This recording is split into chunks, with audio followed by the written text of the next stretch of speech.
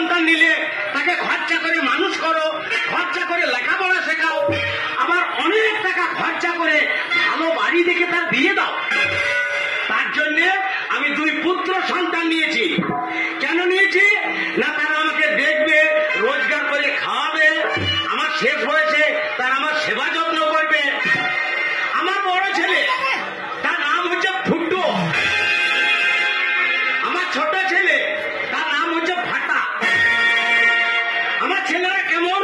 আমার ছেলেদের কথাবার্তা, চাল চলন, ব্যবহার কেমন আমি এক এক করে রাখবো, আপনারা নিজের চোখে দেখুন। তো প্রথমেই আমার